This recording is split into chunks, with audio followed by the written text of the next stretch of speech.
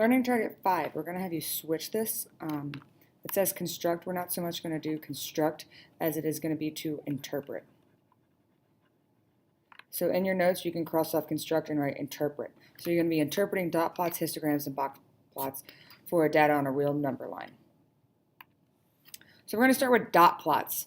So they give you a data set, and to make a dot plot, all you have to do is make a number line, like you'll see here, a number line. And you're just putting a dot on that point. So here's a 56, so there's a dot. There's two 60s, so 2 dots above 60. There's a 68, there's two 76s, and there's one 96. So that's all they're doing. Things that you need to know about dot plots is that you need to have a title. So things you need, so like you need a title. Other things you need, it needs to, like, you see how this is going 56, then 60, 64, 68, 72. They're counting by 4s. So you need to have the same interval length. So it needs to count by a consistent number. So consistent numbers. So this needs to count by the consistent numbers. What's nice is that this just shows you the minimum and maximum right away. You're just looking for a dot above the line. So every number in your data set is shown. It's really easy to do. You just make your number line as long as they all count. You could have, like, if you look here, 56, 57, 58, 59, it's still technically kind of counting by 1s, but they're only showing the 4s. You still need to count by, like, you can't go 56, 58, 69, 70, 77. It needs to be consistent. And then just make sure you have your title. And so, like, the title here has units.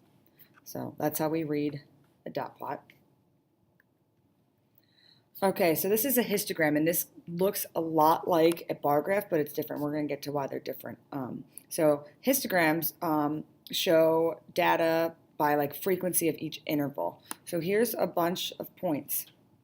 And so down here, like, it's numbers. Normally with, what are they called? Bar graphs, you have words. So this is just telling me that between 0 and 5, there's only like only one number up here, only one number in this set is between 0 and 5. So on this one, only one number, or there's only two numbers here between 20 and 25. So like here's 21, here's 24. There's nothing else, so there's 2. There's only one number between 25 and 30. But there are 4 numbers between 30 and 35. So it's not telling me what the number is. Like, I don't know if it's 3 30s and 1 31. I just know that there are 4 numbers between 30 and 35. Just like here, there are 6 numbers between 35 and 40. I don't know what they are. I just know that there are 6 numbers between 30, 35, and 40. So this is the quality ratings of regular potato chips. These are the numbers. So I do have still my 2 labels, but they're both numbers, and it's just telling me how many between these, how many are there, how many numbers of that are there. So the differences between histograms and bar graphs. Bar graphs, again, show categories. So like in January, 15 people have a birthday in January. And then in February, 10 people have it. So these are categories. So like, you could have also done colors, red, blue, green, orange, or flavors or types of cars. These are words. Whereas on our histogram, we have numbers, and it's how many are in between there. Like there's one number that fits in here, where there are 15 students who have a birthday here. And so they're a little different. Box plots, a lot of times you'll hear it as box and whisker. That's how I was taught it, box and whisker. So you'll have your box, and then the little outliers those are your whiskers. So what I want you to do is I want you to write down this. So every box plot has a 5-number summary.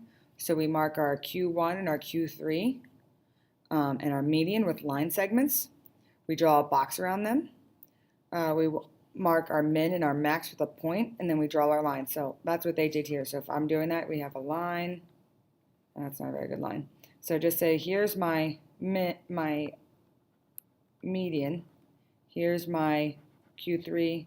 Here's my Q1. All I do is I now draw a line making it a box. Here maybe is my min, and maybe here's my max, and I just draw my little line that connects it.